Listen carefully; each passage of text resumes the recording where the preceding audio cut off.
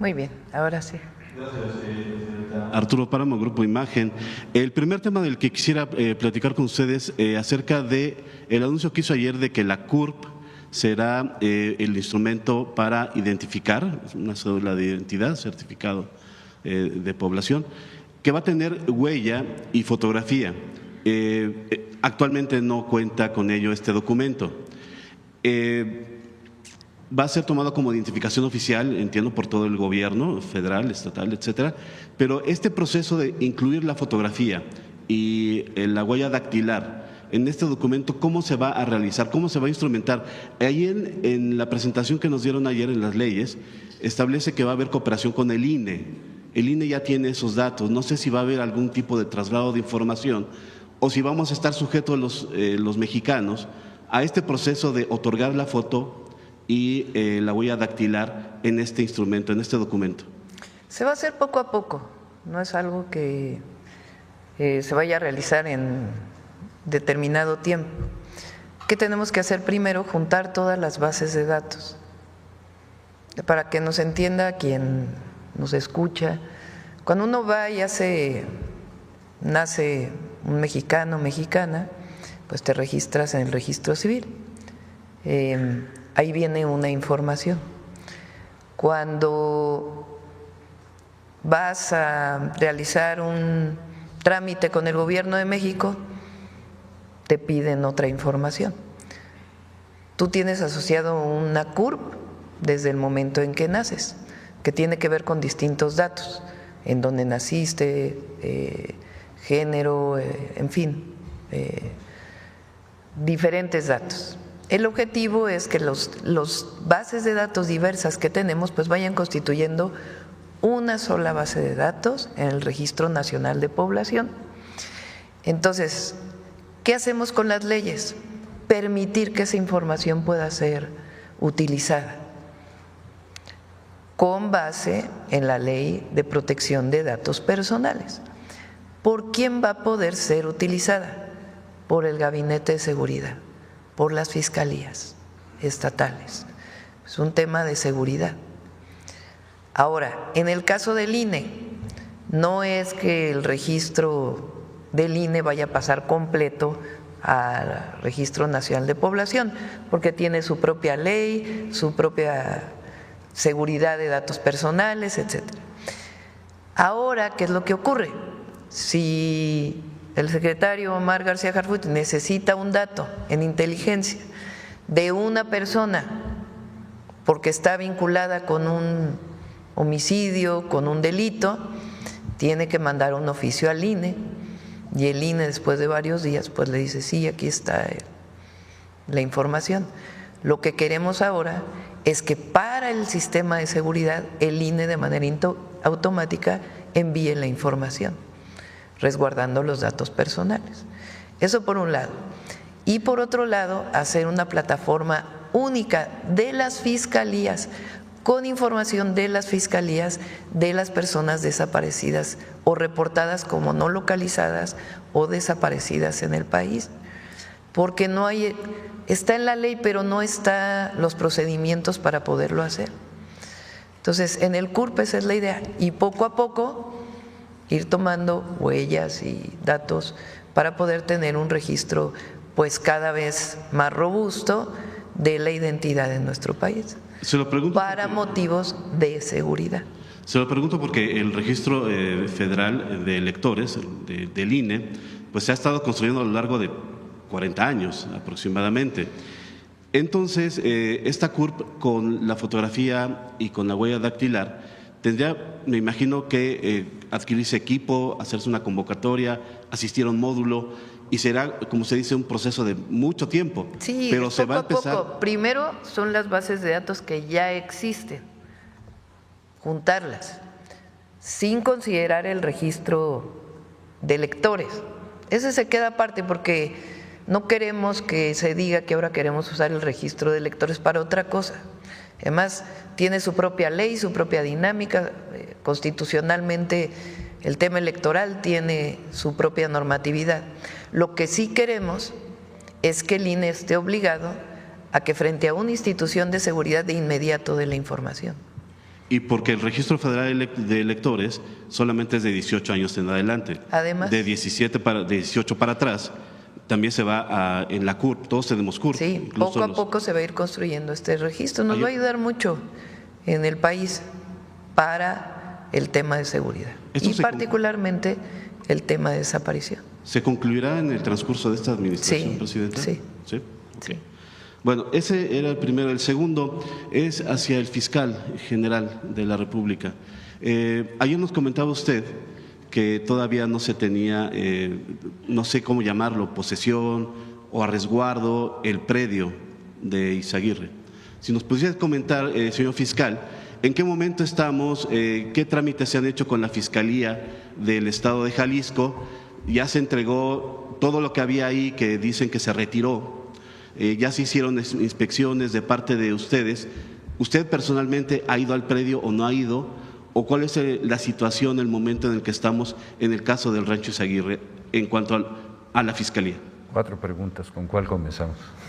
El proceso, el trámite para hacerse cargo del rancho, ¿en qué momento va? Con motivo de una acción que para nosotros ha sido fundamental, el Ejército Mexicano y la Secretaría de Seguridad logró detener al Lastra. Esto fue la semana pasada. Y en un plazo verdaderamente perentorio, porque es un plazo constitucional, logramos con los datos que ellos nos dieron obtener y abrir una carpeta por delincuencia organizada. Eso es una carpeta de carácter federal. También logramos que el juez de control ya le dictara la formal prisión a este individuo, ya se encuentra en una cárcel de alta seguridad, y al tener ya una acción de carácter federal como la que ya tenemos, la madrugada del día de hoy, la Fiscalía General de la República, el Ministerio Público, la Policía y los peritos tomamos posesión de ese lugar. No habíamos podido tomar posesión porque, como bien se sabe, se estaba manejando por la Fiscalía Local, por haber sido la que hizo todas estas gestiones, que ya se habló de ellas con mucha claridad desde el mes de septiembre del año pasado. Ya en este momento es un asunto de carácter federal, está ocupado ese sitio por las autoridades federales y están entrando los peritos para determinar la realidad de lo que hay ahí. Los objetos que, de acuerdo con versiones iniciales, estaban ahí y que en el recorrido que se hizo ya no estaban, ropa, zapatos, etcétera. Eso está a resguardo ya también de la Fiscalía. Me imagino que estaba a resguardo de la Fiscalía Estatal, ya está a resguardo también de la Fiscalía General de la República. Nosotros, y eso lo habíamos estado tratando inclusive antes de esto del Lastra, para que la Fiscalía Local nos haga entrega de toda esa documentación, de todos los bienes, todas estas prendas, de lo que tenga en materia de ocios y lo que haya avanzado en estos 6 meses en los asuntos de carácter pericial para determinar qué tipo de actividades hubo ahí. Y por último sería, yo sé que en este tipo de casos es muy sensible la información y todos quisiéramos tener resultados rápidos, expeditos, inmediatos, pero se tiene que hacer todo un trabajo forense. ¿Cuánto tiempo se va a tardar en dar los primeros resultados, la primera información de lo que sucedió en este lugar? Una de las instrucciones muy claras que les di hoy al área pericial de la Fiscalía es que a partir del momento en que tomen posesión, que lo están haciendo ahora, yo creo que el día de hoy nos deben de dar un plazo específico, claro, por días, de qué es lo que nos van a informar pericialmente, en qué forma nos los van a dar. Yo creo que vamos a estar obteniendo de manera secuencial datos que nosotros debemos de hacerlos públicos, porque ese es uno de los problemas más serios que tiene ese lugar. Por último, ahora sí, perdón. En la conferencia que dio usted la semana pasada, ya se había hablado de que sí había indicios de que al menos había restos humanos. Así es. No se dice cantidad, no se dice en dónde exactamente. Ayer también el fiscal nos el secretario de Seguridad nos comentaba que en la declaración inicial de esta persona detenida se hablaba de que se había ejecutado tortura en la capacitación de la gente que llegaba ahí y eventualmente se les privaba de la vida. ¿Hay algún indicio de que ahí sí hubo gente que fuera privada de la vida, restos ahí en el lugar? A ver, vámonos por orden. Ahí hay 3 preguntas. La primera, esta persona, las declaraciones que hizo ante los primeros respondientes, no declaró frente al juez. Nosotros tenemos que esperar las declaraciones frente al juez por razones procesales que son reconocidas. Todos los bienes de los cuales nos dio cuenta la Fiscalía local, pero que no nos ha entregado todavía las pruebas, en este momento, ya que tenemos abierta un caso federal, ya la orden va a ser inmediata para que todo lo que tenga en su poder lo entregue y los procesos periciales que tenga los continúe hasta que los termine, porque no quiero que se vaya a quedar un proceso pericial que lleva 6 meses trunco, mientras nosotros estamos comenzando otro en el que podríamos tener toda la información que ellos ya recabaron. Le agradezco mucho, fiscal. A usted muchas gracias. Muy amable. Presidenta, nada más, si nos puede hacer un comentario. El próximo viernes viene a México en una gira que va a realizar por Centroamérica y por México, Kristi Noem, la secretaria de Seguridad Interior de Estados Unidos. ¿Algún comentario acerca de ello? Ayer también vimos que estaban aquí presentes en la tarde, bueno, en el transcurso del día, los secretarios de la Defensa y secretario de Marina, estaba gente de aduanas también. Es parte de todo este proceso de preparar el informe que tenga que hacer México hacia el 2 de abril para este tema de los aranceles. No es un informe, es una reunión de coordinación. Ella viene el viernes, la vamos a recibir alrededor de la 1 de la tarde, la vamos a recibir conjuntamente, fue su solicitud. La secretaria de Gobernación, el secretario de Seguridad, el secretario de Relaciones Exteriores y su servidora. Y no es que vayamos a darle un informe, sino que es importante que se conozca cuáles son los resultados del Gabinete de Seguridad. Si recuerdan, acordamos una serie de acciones conjuntas en una reunión que hubo en Washington, donde estuvo el secretario de Marina, de la Defensa, el secretario de Relaciones Exteriores y el propio fiscal, y ahí se acordaron una serie de puntos. Entonces vamos a dar seguimiento pues a esos acuerdos que se tomaron. Entonces aquí la vamos a recibir y vamos a estar en este proceso de coordinación. No tiene ya que ver con el tema de los aranceles, es darle seguimiento a los acuerdos que tomamos en materia de seguridad. La reunión que tuvimos con responsables de la Defensa y Marina es un trabajo que estamos haciendo para fortalecer aduanas y la recaudación de las aduanas. Entonces, estamos trabajando conjuntamente para fortalecer ese trabajo. Muchas gracias. Sí. A ver, por acá estabas desde ayer. Buenos días, Presidenta. Rodrigo Muñoz, de NX Noticias. Justamente en el tema de Estados Unidos, el día de ayer el presidente Donald Trump comenta que habría algunas excepciones a los aranceles que podrían ser impuestos a principios del próximo mes. Preguntarle cómo han ido avanzando estas negociaciones encabezadas por el secretario de Economía, Marcelo Ebrard, y si de casualidad han tenido un primer acercamiento con el equipo de Mark Carney, el nuevo primer ministro de Canadá, respecto también a este tema de aranceles. Se está trabajando con ellos, sí es importante porque ellos pues tienen propuestas, no todas las conocemos hasta que no llegue el 2 de abril. Y nosotros lo que estamos en estas reuniones pues es brindando toda la información de las afectaciones que tendría para Estados Unidos y para México el poner aranceles nuevamente.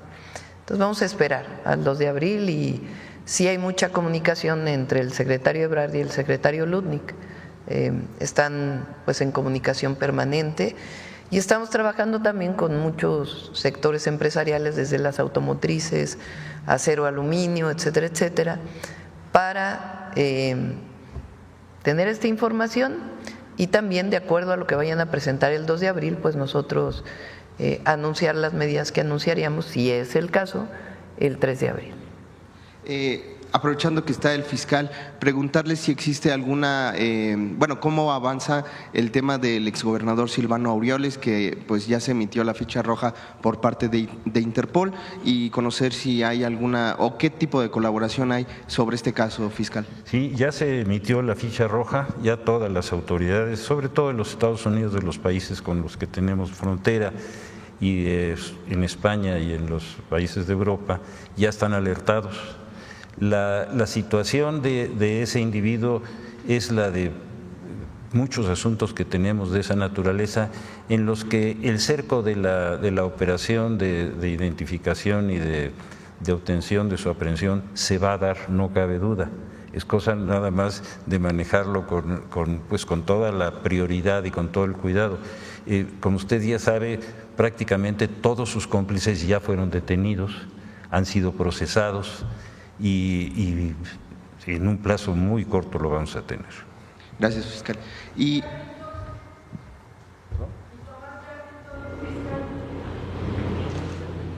Tomás Yarrington todavía está en los Estados Unidos.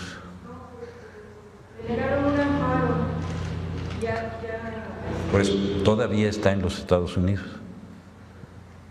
No ha llegado a México. Cuando llegue a México y presente su amparo, vamos a acudir a las autoridades federales, judiciales, para poder obtener el cumplimiento de todas las sanciones que hay para él. Todavía está en los Estados Unidos. Presidente, si me permite, la última pregunta para el secretario Omar García Harfuch. Si la estrategia, esta reunión que va a sostener con las autoridades estatales de Guanajuato se parece a las reuniones que tuvo en Tabasco, y cómo le fue ahí, y ahora cómo pretende establecer este sistema ahí en Guanajuato. Gracias. Son reuniones que se hacen revisiones periódicas en materia de seguridad. Lo de Tabasco, la reunión de Tabasco fue una instrucción de la presidenta Claudia Sheinbaum, que nos giró al secretario de Defensa, al secretario de Marina y a su servidor, para incrementar el estado de fuerza en Tabasco, lo cual ha tenido un resultado positivo. Ha tenido aproximadamente en un mes un 25 o 28% de menos homicidios, que eso lo vamos a presentar también en 15 días. Y esta reunión de Guanajuato, pues derivado de estas detenciones que se realizaron en esta semana y la semana pasada, más las que se planean hacer, pues también la presidenta nos instruyó tener esta reunión con el gobierno de Guanajuato, con la finalidad de incrementar las operaciones, revisar la estrategia de seguridad y ver sobre todo en qué podemos apoyar como federación al Estado. Gracias, secretario. Gracias, presidente. A ver, aquí.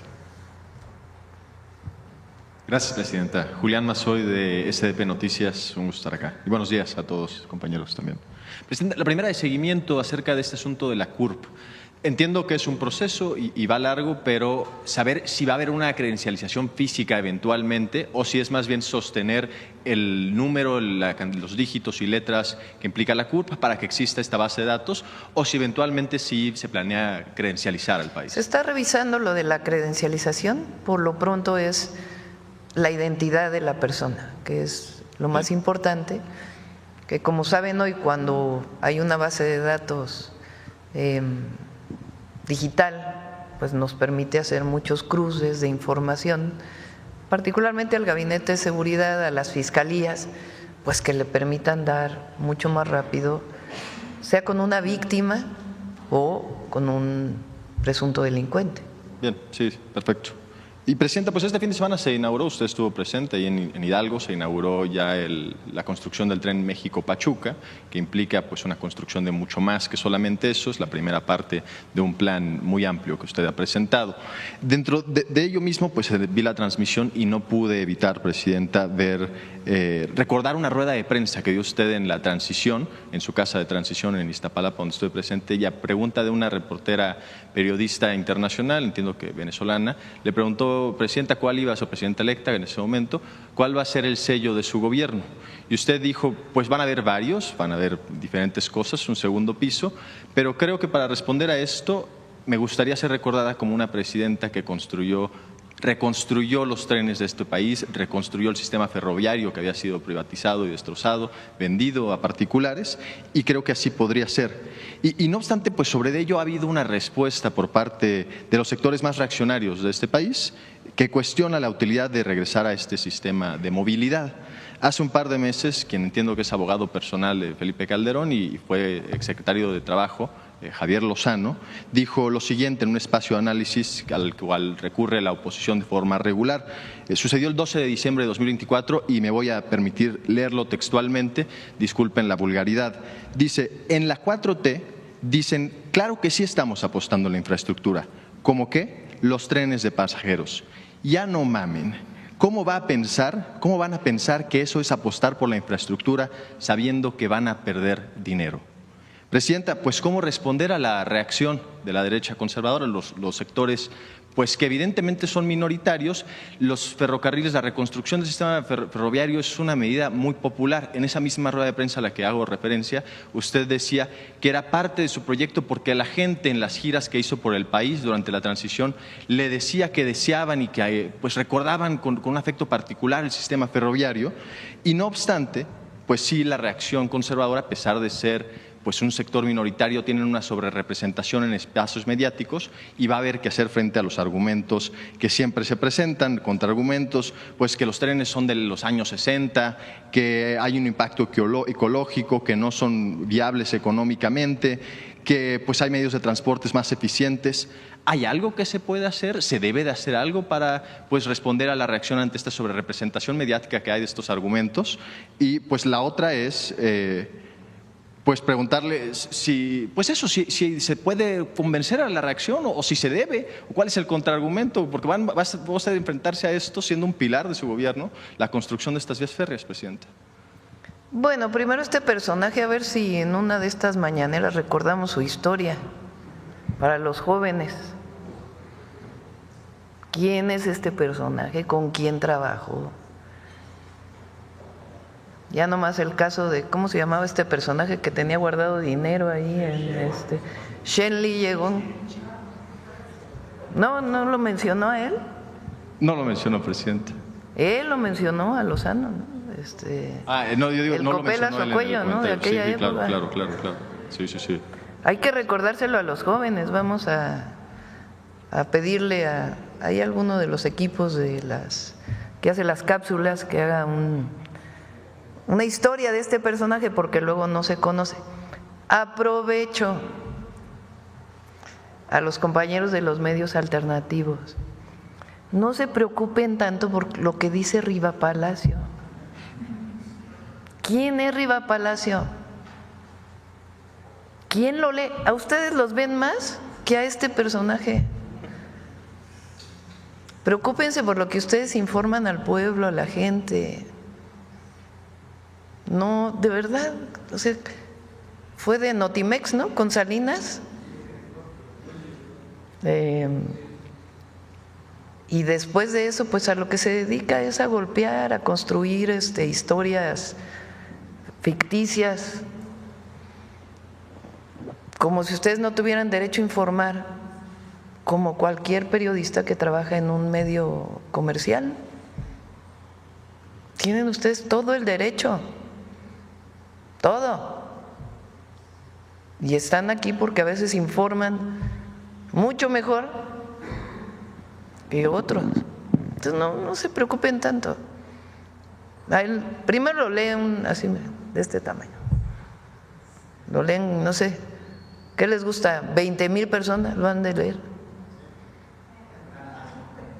Y a ustedes los ven, ¿qué? 100,000 en vivo. Bueno, Pedrero, ¿no? Que estuvo ayer aquí, es el segundo streamer, porque no por nada, pero esta mañanera se ve mucho. No se preocupen tanto por eso, no, al revés, todo lo que viene de críticas de ellos, pues lo que muestra es que ustedes están haciendo su trabajo.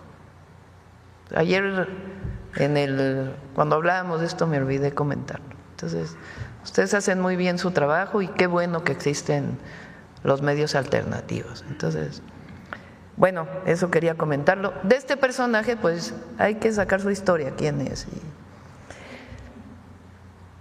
Los trenes de pasajeros tienen muchas virtudes. Nada más vean lo que ha hecho Japón, lo que ha hecho China, Europa y los trenes de pasajeros.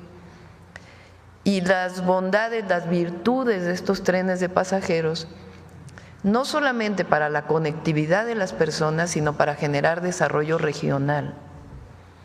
No hay que olvidar que en nuestro país los trenes de pasajeros y de carga fueron privatizados en el sexenio de Zedillo. No hay que olvidar que Zedillo se fue a trabajar después de haber privatizado a una de las empresas a las que les dio el beneficio de la privatización.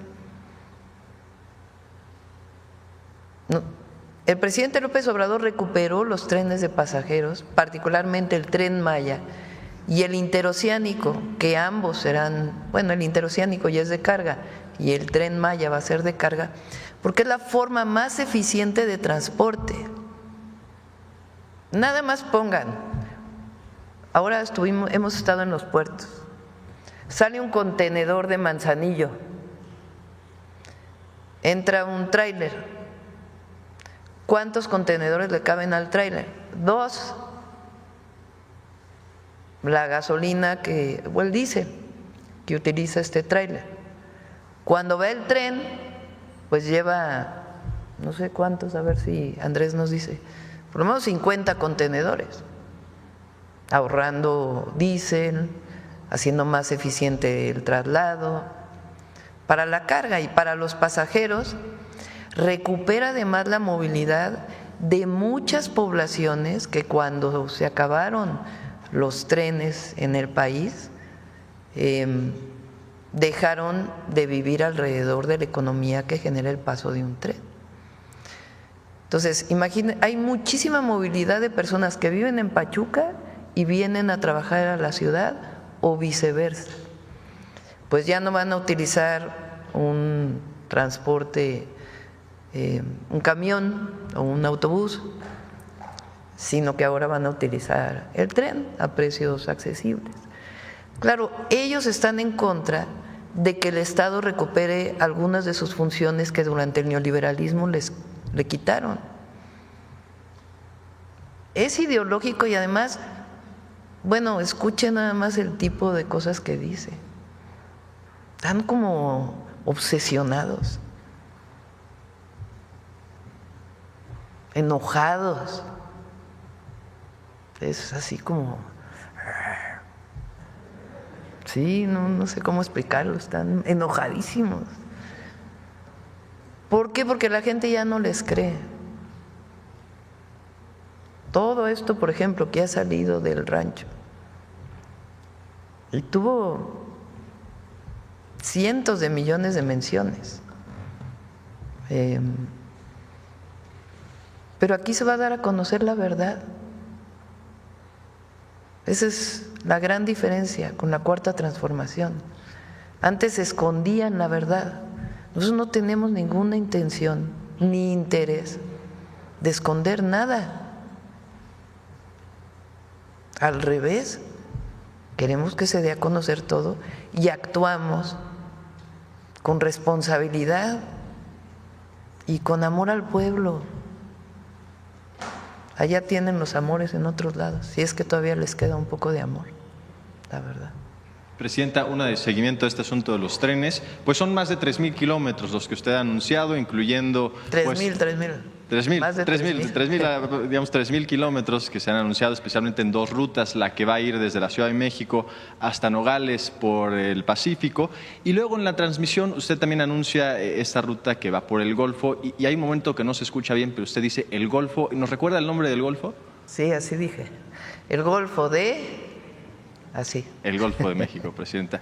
Ahora, Presidenta, recibió este fin de semana usted a 23, entiendo, embajadores, sus cartas credenciales se las presentaron. Dentro de ellos me llamó la atención la presencia del nuevo embajador de Canadá, que sustituye al ex embajador, el señor Grimm, que recibió un extrañamiento por parte del gobierno federal a finales del sexenio pasado. extrañamiento al que usted se sumó como presidenta electa de la República pues decía que había preocupaciones de los inversionistas canadienses por la reforma al Poder Judicial.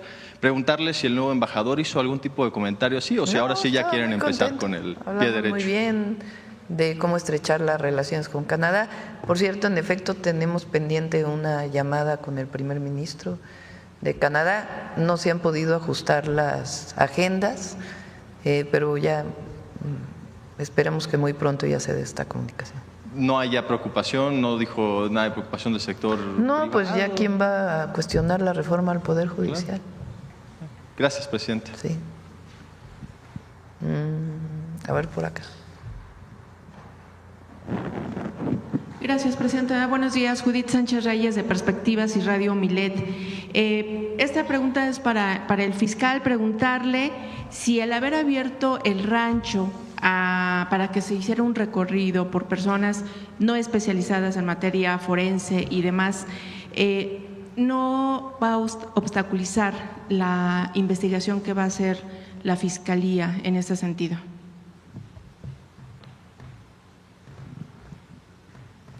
Como ustedes recordarán, en la reunión que tuve con los medios, yo les pregunté a las personas que asistieron si tenían interés en que se pudiera hacer una visita por la cantidad de información tan confusa que había.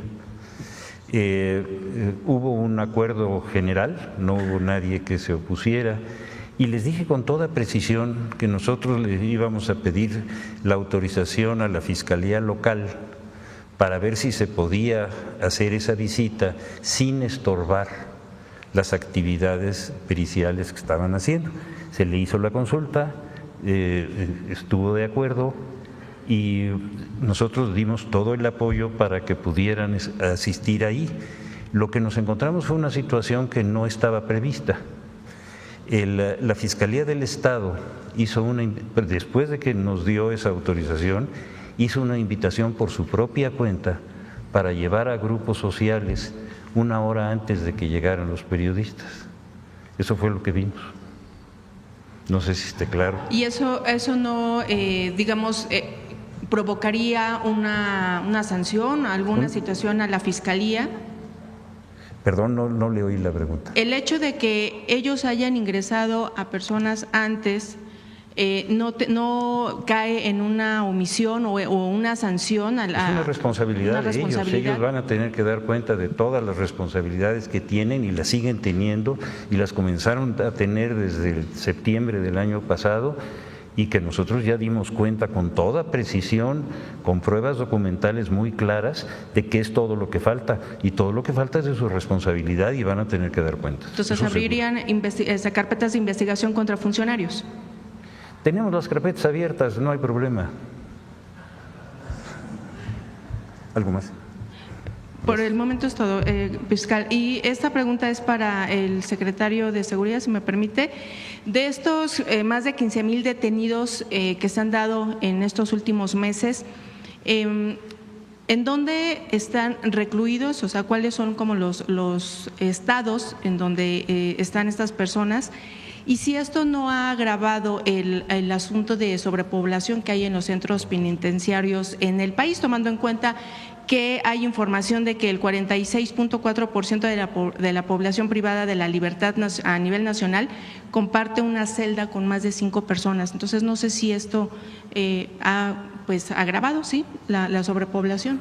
No tenemos un reporte de algo delicado en el sistema penitenciario, que estos 15,000 detenidos haya sido significativo, pero con gusto para no especular, hoy mismo checamos la información con el Sistema Penitenciario Federal, que depende de la Secretaría, que a su vez tiene contacto con los 32 sistemas penitenciarios. ¿Podría haber un mapeo, secretario, sobre saber cuáles son los estados principalmente en donde se encuentran? No sé si la mayoría estén en cárceles de alta seguridad y cuáles serían como los principales delitos por los cuales están detenidos. Sí, los principales delitos principalmente han sido portación de arma de fuego, posesión de droga, también homicidio, lesiones por arma de fuego, robo de vehículo con violencia, los delitos de alto impacto principalmente.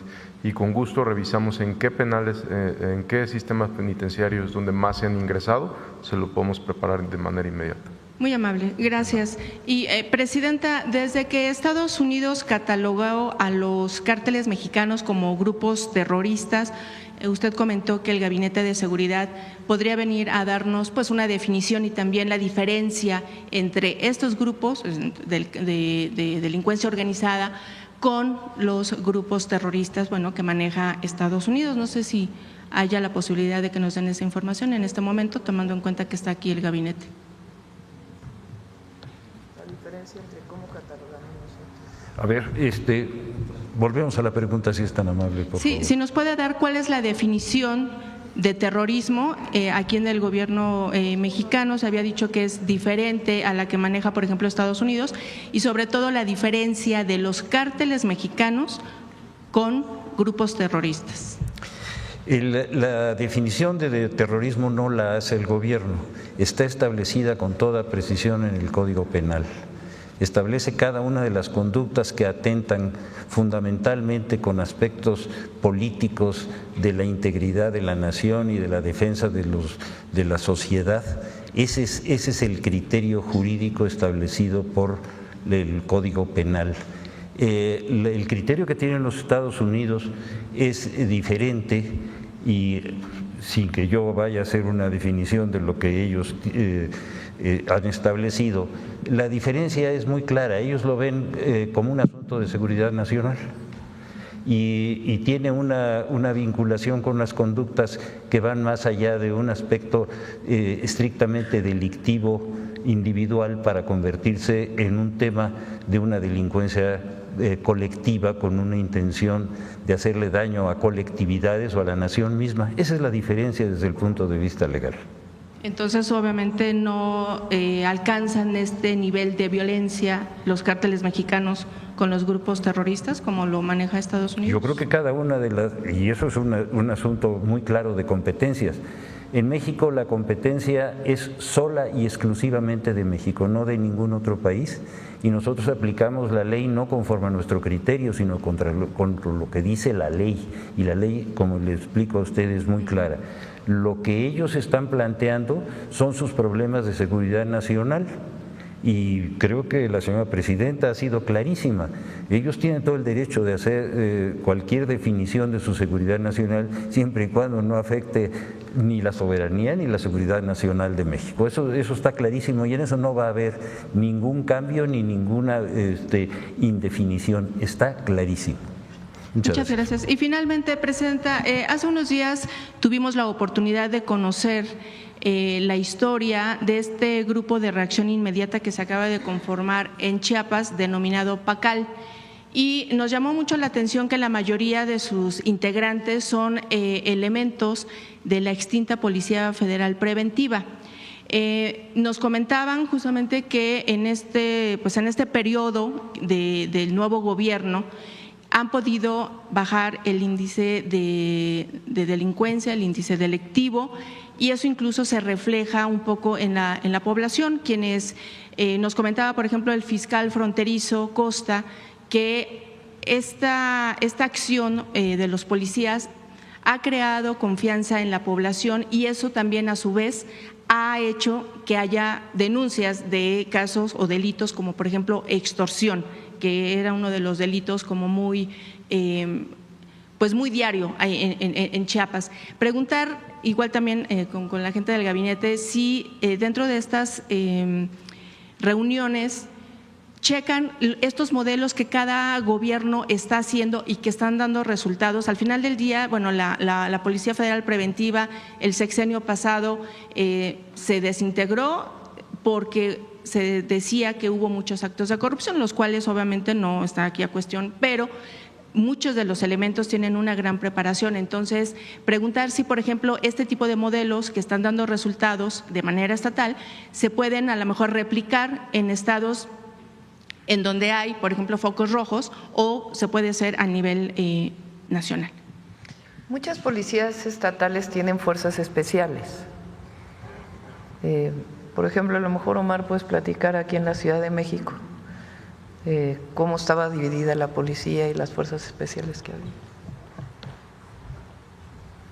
Sí, aquí en la Ciudad de México estaba principalmente de las subsecretarías que tiene la Policía de la Ciudad de México, era Subsecretaría de Operación Policial, que son la mayor cantidad de compañeros y compañeras que vemos en las calles, que están divididos en más de 70 sectores, la Subsecretaría de Tránsito, la Subsecretaría de Investigación e Inteligencia, pero también pues hay unidades, como ya lo dijo la señora presidenta, unidades especiales de investigación y también operativas, como la que usted menciona de Chiapas. Hay varios estados que han conformado fuerzas especiales, pero consideramos que, tomando en cuenta el modelo de la Ciudad de México, lo que verdaderamente fortalece a una entidad federativa y lo que fortalece la seguridad de una entidad federativa más que un grupo especial, pues es la construcción y el fortalecimiento de las instituciones de seguridad, que en el caso de Chiapas es lo que está ocurriendo. No solo es el grupo especial, sino están aumentándole el sueldo a la policía, comprando patrullas, fortaleciendo a la fiscalía, y eso es lo que se hizo aquí en la Ciudad de México y se ha estado haciendo en otros estados. Muy amable, gracias. Este grupo porque estuvimos en Chiapas y estuvimos hablando mucho con el gobernador, él ha fortalecido, como bien dice el secretario, las instituciones de seguridad y su coordinación. Y entre otras cosas hizo este grupo especial como parte de la Secretaría de Seguridad Pública, que no solo está formado por algunos antiguos policías federales, él hizo entrevistas junto con su actual secretario de Seguridad de distintas personas que pudieran cumplir con la función que él ha planteado. Pero está trabajando con la Fiscalía, porque eso es importante. Para poder hacer una detención, ¿quién hace la detención? Si es en flagrancia, pues son las instituciones de seguridad, Secretaría de Seguridad, la Defensa, la Marina y ahora particularmente la Guardia Nacional o las policías estatales.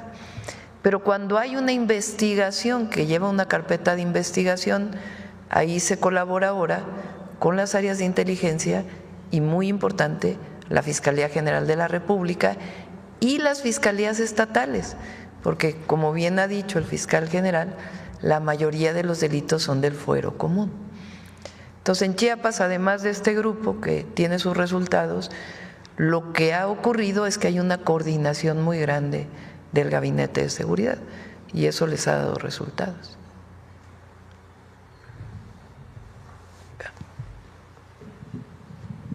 Bueno, hola, ¿qué tal? Buen día, Presidenta. Un buen saludo para todos. Arturo Rojas, del diario El Economista. Platicando con madres buscadoras que se dieron cita al rancho Izaguirre la semana pasada, algunas me comentaron que esperaban un mensaje por parte del fiscal general y también por parte del fiscal estatal, pero que minutos antes de que esto fuera así, se les notificó que nadie de las autoridades iba a acudir. Me gustaría conocer si esto es verdad y por qué no acudieron ninguna autoridad al rancho.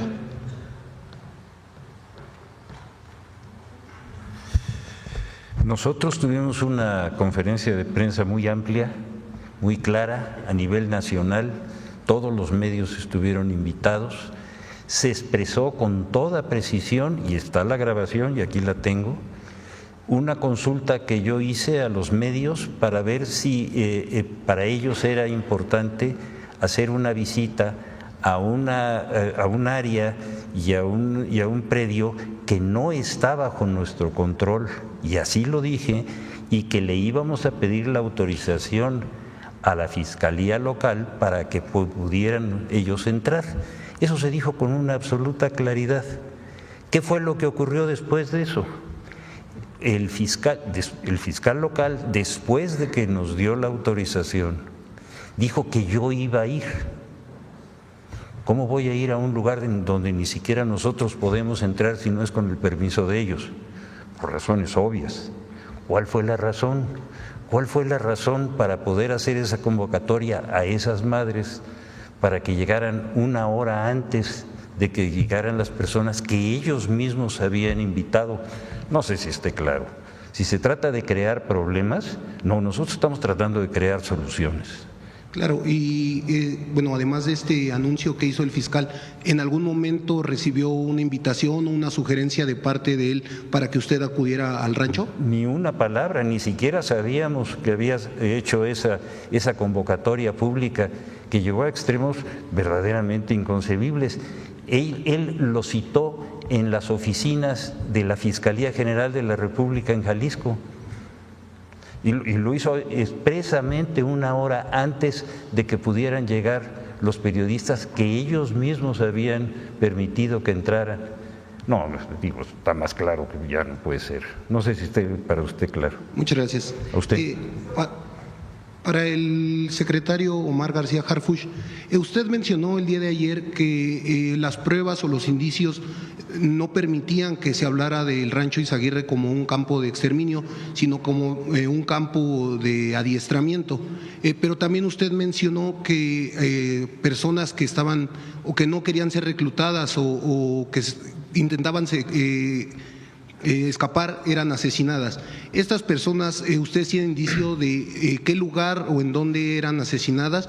Y si sí, podríamos hablar de campos de exterminio fuera del Rancho Izaguirre o en algunos puntos del país.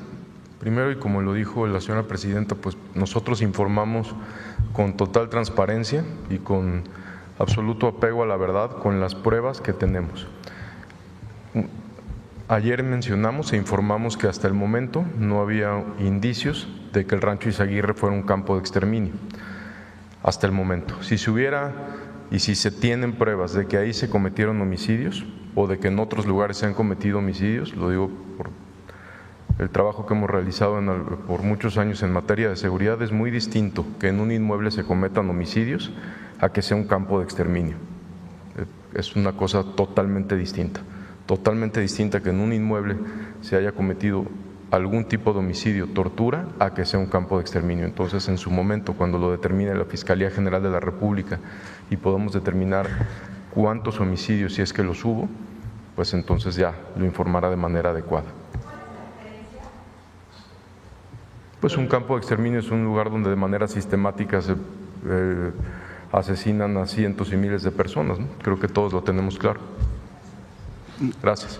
Muchas gracias. Y bueno, como tercera y última pregunta, Presidenta, ante la desaparición del INAI, la semana pasada, el día viernes, se anunció que no todos los trabajadores serán dados de alta o pasarán a trabajar en la Secretaría. Usted había anunciado que esto no iba a ser así, que todos los trabajadores… No, nunca lo dije así. O sea, lo que comenté es que había trabajadores que iban a pasar a la Secretaría Anticorrupción y de Buen Gobierno y que los trabajadores que no pudieran acceder iban a ser liquidados conforme a derecho, conforme a la ley laboral. Claro. Eso fue lo que les dijo la secretaria Raquel Buenrostro a los trabajadores. Y bueno, justo en esta situación, ¿bajo qué términos o bajo qué pues aspectos se tomará en cuenta quiénes sí serán contratados, quiénes no serán contratados, qué aspectos tomarán en cuenta para esta decisión? Primero es importante decir por qué algunas personas no serían recontratadas. No es un asunto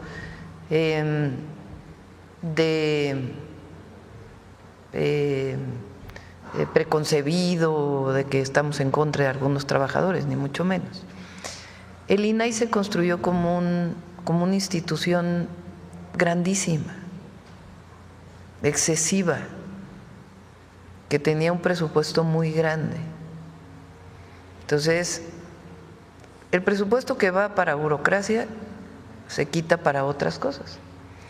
Entonces, lo que se está haciendo es una institución más pequeña que cumple las funciones y para aquellos trabajadores y trabajadoras que por alguna razón no puedan entrar, pues se hacen las liquidaciones por ley y se busca también si pudieran entrar en algún otro espacio. No es algo contra los trabajadores, que eso es lo más importante, sino parte del proyecto de austeridad republicana. ¿Cómo se determina? Lo determina la propia Secretaría Anticorrupción con base en los mecanismos que están establecidos administrativamente para las contrataciones y los perfiles de las personas que deben cumplir. Por supuesto, muchas gracias. Sí.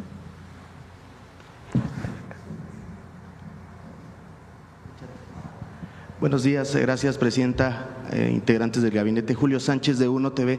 Quisiera insistir en el tema del rancho y sería para el fiscal general. Fiscal, quisiera preguntarle cuál sería el objetivo entonces de abrir el rancho, de invitar a los medios de comunicación a este lugar, abrirlo al escrutinio público. ¿Eso no afecta a la investigación en el sentido de lo que dice usted de lo complejo del tema? Precisamente por eso, ante todos los medios y con todos ustedes presentes, les pregunté si era importante, interesante para el gremio tener una visita libre, sin tener ningún tipo de presión sobre lo que había ahí. Yo creo que tener esa transparencia, al contrario de ser algo negativo, yo creo que es muy positivo si se lleva con orden y no se mete gente para generar ahí un conflicto, pero dar la oportunidad de que se conozca un área que está tan cuestionada, pedirle la autorización a quien tiene el control de ello y dar todas las facilidades para que vayan, es una muestra de libertad y de transparencia. Yo no lo veo de otra manera. Pero digamos, para las víctimas, el tema de la investigación, el rigor de la investigación, lo que técnicamente implica eso, ¿no afecta para darle certidumbre a las víctimas? Por eso se dijo con toda precisión que la visita debía de ser con todo respeto a las acciones de investigación y de periciales que estaba llevando la autoridad local, que es la responsable. Se llevó por nota, pero absolutamente, no sé si esté claro para usted. Sí, lo entiendo. Fiscal, aprovechando, digamos, lo que conocimos ayer de las declaraciones de la persona que fue detenida y pues el testimonio que dio y que nos dio a conocer el secretario, ¿esto tampoco afecta a la investigación? Digamos, ¿no se viola el debido proceso en el sentido de que se está conociendo información que está bajo una investigación en este momento? Ese asunto ya está frente a un juez. Hay un procedimiento penal abierto. Los procedimientos penales en México son absolutamente transparentes y abiertos a cualquier investigación de cualquier naturaleza. Lo que es secreto es la parte de la investigación cuando esa secrecía es indispensable para no perder pruebas o lastimar la investigación. Pero en este caso no hay ninguna situación de esa naturaleza. Entiendo.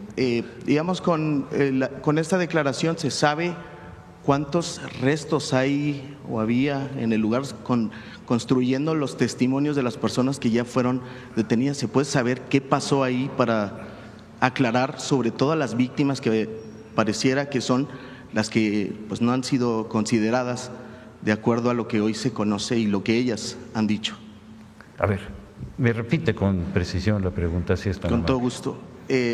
Digamos que entendiendo y conociendo los testimonios de las personas que hoy están detenidas, ¿se puede saber qué fue lo que ocurrió en ese lugar hasta el día de hoy y darles certidumbre a las víctimas, que parece que son las que no… ¿Habla usted del caso de Lastra? Del caso, sí, por supuesto, del caso de Jalisco. En el caso de Lastra lo acabo de decir y lo voy a repetir con toda claridad. Se estableció, gracias a las acciones tanto del Ejército como de la Secretaría de Seguridad, la detención de este individuo que confesó ser el enganchador que llevaba a las personas a esa actividad. Ese es el punto y esa es la razón. También se le encontraron armas de fuego y droga, y todos esos elementos están ya frente al juez. El juez hizo un análisis y decretó la formal prisión de este individuo y lo sujetó a proceso. Ya, como lo acabo de decir, en su declaración preparatoria no quiso ya abundar. Lo vamos a ver durante el juicio. No sé si esté claro. Sí, fiscal. Y saber los restos que ya se tenían, de los que nos informó ayer el secretario Omar García Harfuch, de una primera operación desde el año pasado, ¿qué pasó con esos restos? ¿Los restos que quién tenía? Ayer el secretario nos informó que hubo en una operación el año pasado del Ejército En ese lugar se encontraron restos, al menos de una persona, fue lo que nos dio a conocer el día de ayer. No, la acción fue de la Guardia Nacional.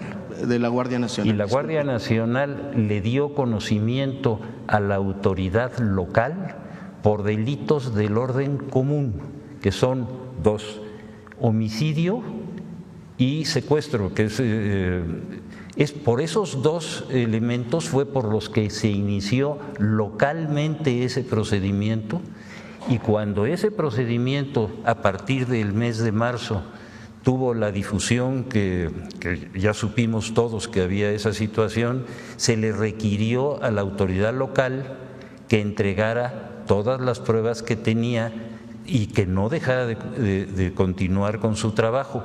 De todas esas pruebas yo di cuenta pormenorizada y por escrito y lo entregué a todos ustedes. De acuerdo. Para finalizar con este tema, fiscal, entonces en el entendido de lo que nos ha dicho, no hay buena coordinación hoy con la Fiscalía del Estado, por lo que ha dicho de que fue invitado y que no, y que invitó a las personas una hora antes y demás. ¿Cómo siente el ánimo, digamos, de cooperación con la Fiscalía Estatal? ¿Se busca crear alguna situación que complique más la investigación? Yo no voy a crear problemas, los voy a resolver. Ese es mi trabajo. Y las autoridades locales, cuando se trata de un asunto federal, tienen una obligación indeclinable de aportar todas las pruebas que tengan en su poder. Esto se tiene que llevar con una situación de una exactitud procesal absoluta. Todas las acciones y todas las intervenciones que hayan tenido nos tienen que dar cuenta y nos están dando cuenta. No hay más. Le agradezco mucho. A usted fiscal. muchas gracias. Presidente. Un asunto usted haría otra invitación a los medios de comunicación, a las madres buscadoras, a asistir a este rancho, pero ya con la presencia de usted, porque lo que se estaba diciendo es que cuando asistimos los medios de comunicación era un caos debido a que no había los peritajes necesarios para explicarnos esto se hizo por tal razón, etcétera. Ahora que usted ya trajo el caso, ¿haría otra invitación a los medios de comunicación? ¿Me quiere hacer la pregunta concreta, por favor, si es tan amable? Ahora que la Fiscalía General de la República ya trajo el caso del Rancho Izaguirre, ¿usted haría otra invitación a los medios de comunicación para que asistamos con usted nuevamente a este rancho, ya con una guía más específica, más detallada? Primero déjenos tomar posesión, lo estamos haciendo en este momento. En este momento están entrando las fuerzas federales nuestras, están entrando nuestros peritos, están tomando posesión del inmueble y nosotros vamos a estar informando cotidianamente de todo lo que sea necesario, y cuando los medios consideren que tienen un interés de transparencia y de información y eso no obstaculice nuestro trabajo, pues digo, así tiene que trabajar todos los casos que son como este. ¿Ya tiene previsto cuándo va a acudir usted a este rancho? Ahorita que ya lo tiene en su posición. A ver, los que tienen que estar ahí son los peritos. Yo no puedo sustituir la función pericial. Yo tengo la responsabilidad de una institución y los peritos tienen que darme cuenta de todo lo que encuentren y yo tengo la obligación de darlo a conocer frente a todas las personas. Ese es mi trabajo. Muy bien, fiscal. Ahora, por último, disculpe, presidenta, que aproveche la palabra. Algo que no se dijo es que al exterior de este rancho, cuando llegamos los medios de comunicación, había una carpa con 2 candelabros. Asimismo, había una camioneta que estaba transportando mesas redondas y sillas. Quiero decir, elementos que apuntaban que se había hecho un evento social minutos o horas antes de que llegáramos la prensa. No sé si ahorita que usted atrajo el caso, nos podría explicar la razón por lo cual estos elementos estuvieron ahí, o pedirle bien información a la Fiscalía del Estado, pues para que nos detallara qué rayos hacían esta carpa con candelabros, que prácticamente es para eventos de lujo también, porque sabiendo que a muchísimos metros pues prácticamente no había nada. Entonces, ¿qué hacían esos elementos ahí? A ver, desde septiembre hasta la fecha, toda esa área ha estado en manos de la Procuraduría del Estado. ¿Usted ya le hizo ese requerimiento a ellos? No, todavía no. Hay que hacérselo.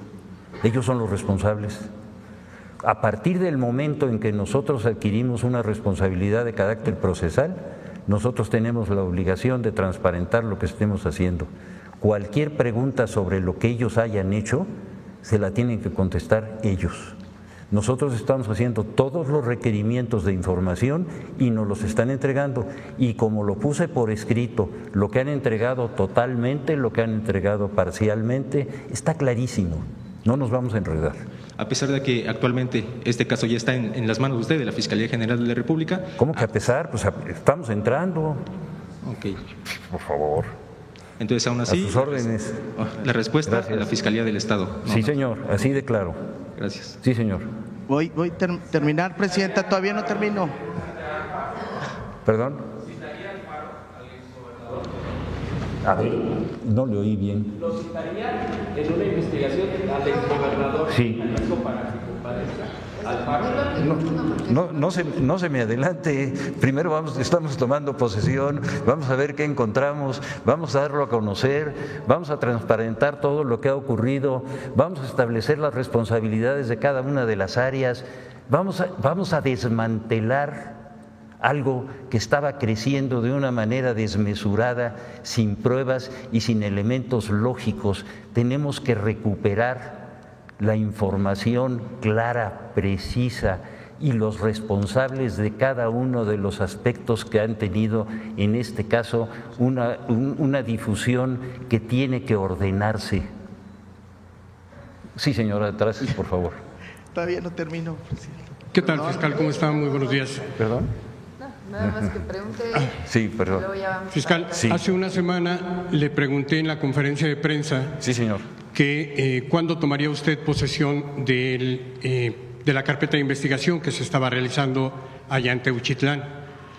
Y su respuesta fue una invitación para ir al rancho. No fue la respuesta que yo esperaba, pero bueno, usted soltó esa invitación. ¿Me recuerda qué le dijimos cuando hizo la consulta a los reporteros que estábamos allí?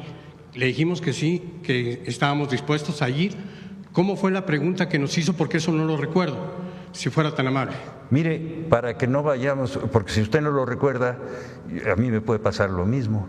Entonces, ¿qué le parece si pedimos que le den una copia del video de lo que usted consultó y de lo que yo le contesté? Yo se lo doy con mucho gusto. Y la otra pregunta que tengo que hacerle es, usted acaba de mencionar que todos los eventos que sean de interés público estarían abiertos para que la prensa vaya a estos lugares. Es lo que entendí, quiero que usted me lo diga sí o no claramente, por favor. Yo voy a abrir toda la información que no estorbe la integración de las carpetas. Eso lo quiero dejar con mucha claridad establecido. Todo lo que se pueda dar de información para establecer con toda precisión lo que ahí ocurrió, quiénes son los responsables, a quiénes vamos nosotros a procesar, toda esa información tiene que estar abierta. De esa información hay actividades periciales, de inteligencia, de testimoniales, de documentales que nosotros tenemos que procesar, y conforme los vayamos procesando, las vamos incorporando, y conforme esa incorporación no afecte el resultado de la investigación, las vamos a dar a conocer, como lo hicimos ese día, y usted estuvo ahí conmigo, con toda precisión y por escrito. Eso no se había hecho, ¿eh? Se lo pregunto, fiscal, porque en este caso no fue la escena de un crimen, o aparentemente la escena de un crimen, donde está el rancho Izaguirre, al menos por la detención de las 10 personas que tenían secuestrados a 2 y que asesinaron o mataron a otra más. Me gustaría preguntarle, porque estas escenas del crimen también estarán abiertas, supongo, como estuvo el rancho Izaguirre en esta ocasión, al menos para la prensa, que vaya controlado y que vaya a la prensa de esta forma. ¿Es así?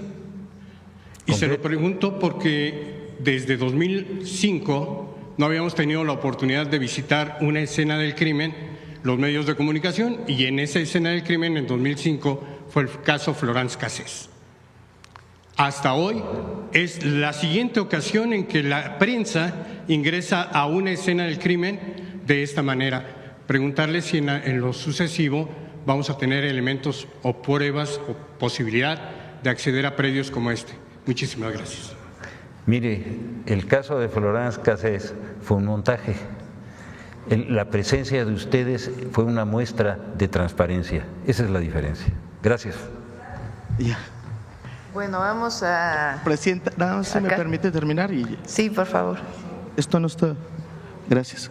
Perdón. Muchas gracias, muy amable.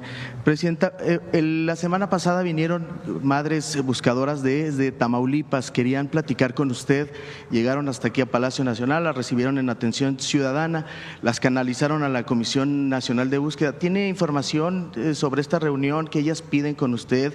Dicen que tienen pruebas, evidencia de lo que está ocurriendo en el Estado y que pues no están siendo atendidas por las autoridades. Dicen que hay falta de sensibilidad frente a su situación, pues de que llevan varios años en búsqueda de sus seres queridos. La Secretaría de Gobernación recibe a no solamente este colectivo de madres buscadoras, sino a otros colectivos y a familiares de manera individual. En la en Secretaría de Gobernación hay dos comisiones, por ley. Una es la Comisión Nacional de Búsqueda, que apoya a la Fiscalía General de la República o a las fiscalías estatales o a la solicitud de alguna persona para hacer una búsqueda. Tienen tecnología, tienen un trabajo integral de apoyo para poderlo realizar. En particular a este colectivo se les atendió de Tamaulipas. La otra comisión es la Comisión Ejecutiva de Atención a Víctimas, que a veces, dependiendo de los casos, trabajan juntas, porque puede haber un familiar, todo es una ley, todo tiene que cumplir con la ley, que requiera algún apoyo de la autoridad, sea para realizar su búsqueda o porque finalmente fue víctima o familiar de una víctima de un delito y requieren apoyo, y hay una ley que establece cuáles son las condiciones para darles apoyo, y están trabajando de manera permanente. Hay también psicólogos, hay un grupo interdisciplinario que apoya en ambos casos, y hay varios casos en donde se está apoyando y se colabora con las comisiones estatales de búsqueda. De acuerdo, le daremos seguimiento. Y por último, el tema del apagón en el sureste. Presidenta, algo ahí la Comisión Federal de Electricidad informó que fueron controlados por ahí un tema de la calidad del combustible y demás. Quisiera preguntar si tiene algún informe al respecto, qué le dijo la comisión, ¿por qué no se le informó a la gente? Por cada ferrocarril van casi 200 contenedores, yo dije 40, son 200. Se dañó equipo en la planta de cogeneración de nuevo Pemex en Cactus. Esta proporciona vapor para el tratamiento que proporciona la calidad del gas que suministra Comisión Federal de Electricidad. Pemex estuvo trabajando en la reparación y se normalizó a las 2 de la mañana del día de hoy. Es decir, sí había gas, había todo, lo que pasa es que hubo un equipo que pues no operó. De inmediato estuvo el equipo de Pemex en coordinación con CFE para poder reparar de inmediato el equipo, y afortunadamente ya está reparado. Sí. Bueno, la última si quieren. Muchas gracias, presidenta. Nancy Gómez, sin embargo, entre 2011 y 2013, hablando de esto que mencionaban ya, de que tienen total transparencia, han mostrado total transparencia en torno al caso del Rancho Izaguirre, entre 2011 y 2013 instalaciones de la prisión de Piedras Negras fueron utilizadas, pues en ese momento se dijo como campo de exterminio, y una investigación del Colegio de México, así con testimonios periciales, lo demostró.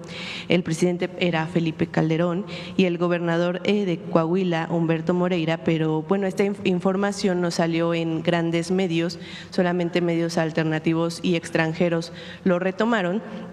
Y también se dio a conocer que los medios habían firmado un pacto, digamos, de silencio conveniente para el expresidente Calderón. ¿Por qué estas investigaciones sobre estas atrocidades no se reabren para, pues, en el momento esas víctimas acceder y que se les garantice la justicia actualmente ya con su gobierno? ¿Qué es lo que se puede hacer con estas, pues digamos, casos emblemáticos de esa época? Lo revisamos, le pedimos aquí al fiscal que revise el caso de Piedras Negras. Okay. ¿O Fiscalía Estatal? Sí. Concretamente, ¿qué tipo de información le podemos aportar a usted? ¿Por qué las investigaciones sobre estas atrocidades no se reabren para combatir la impunidad y garantizar la no repetición de eso que ocurrió en ese sexenio, pero pues que digamos siguen habiendo víctimas que exigen justicia por eso? Nosotros estamos respondiendo en forma inmediata a cada uno de los casos. Tenemos el caso de Lastra, que fue un ejemplo que prácticamente en menos del plazo constitucional logramos establecer todo el procedimiento de procuración y todo el procedimiento de impartición inicial de justicia. Yo creo que en este caso lo que tenemos que tener muy presente es que este tipo de problemas que han sido, como usted bien dice, repetitivos, nosotros los manejemos en adelante con una gran transparencia. Es decir, cuando hay una acusación de ese tipo, se tiene inmediatamente que requerir todas las pruebas de que esa situación existe, darle a quienes son las víctimas la oportunidad de que presenten de inmediato su denuncia, que se cumplan con todos los requisitos procesales que significa presentar su denuncia, aportar todas las pruebas que tienen en su poder, establecer si eso es un delito del fuero común o del fuero federal, establecer también la responsabilidad de la autoridad procuradora de justicia, ya sea federal o local, y luego la de los jueces. Es decir, esta es una cadena de responsabilidades que se inicia a partir del momento en que hay un hecho delictivo y el derecho que tenemos todos los mexicanos de acudir ante una autoridad, presentar las pruebas que tenemos obligación y a partir de ese momento establecer un camino. La coadyuvancia en materia procesal es una de las bases fundamentales de la defensa de las víctimas. Y la coadyuvancia es la presencia de quien hizo una denuncia y presentó pruebas para que acompañe primero a la autoridad procuradora y después a la autoridad impartidora de justicia. Ese camino es el que se ha ido lastimando a través de los años y el que estamos tratando de recuperar. Toda esta información diaria de todo lo que se hace establece con toda precisión el esfuerzo federal por resolver un problema que tiene que ser recíproco por parte tanto de las autoridades estatales como municipales y que las responsabilidades, como en este caso que lo hemos visto, se establezcan con toda precisión. No se trata de andar buscando a quién le echamos la culpa, sino quién es el responsable. Y ese es el principio. Pero sí se puede retomar con estos casos que ya pasaron hace años simplemente. Por supuesto, okay. Cualquier caso que no haya prescrito, y sobre todo que haya pruebas, que una denuncia esté sólidamente establecida con las pruebas correspondientes y que la persona que es una víctima sepa que cuando presenta una denuncia y tiene pruebas, tiene todo el derecho a ser apoyada y a buscar y a encontrar la justicia. Muchas gracias. Gracias a usted. También ya hace rato se mencionó al exgobernador de Jalisco, a Enrique Alfaro, y el fiscal mencionó que se va a investigar y se van a deslindar responsabilidades en cualquier ámbito si llegan las investigaciones hasta él también, conforme avance este proceso. Pero bueno, ha habido más casos de otros funcionarios, digamos, pues conocidos, la gente tiene en su memoria como el caso de Alejandro Moreno Cárdenas, que iba a ser desaforado y ya al final no fue, el de Rosario Robles, que está en libertad, el mismo Ricardo Anaya, que regresó del exilio y ahora es legislador sin consecuencia alguna, o Francisco Javier García Cabeza de Vaca y Aureoles, que también se mencionaba ya en esta conferencia, que están prófugos, que menciona el fiscal, tarde o temprano se va a detener, pero mientras sigue prófugo.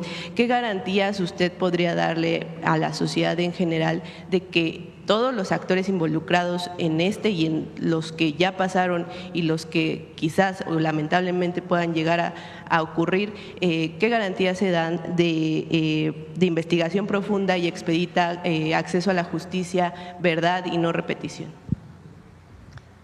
En el pasado había quizá dos palabras que explicaban lo que ocurría en el sexenio de Calderón, que nos dicen que ya no se debe mencionar. Pues sí, ellos ya no quieren que se mencione, ¿verdad? Porque fue muy oscuro con su secretario de Seguridad, que es montajes y pactos de silencio. A nosotros nos caracteriza la verdad y la justicia. Esa es la diferencia.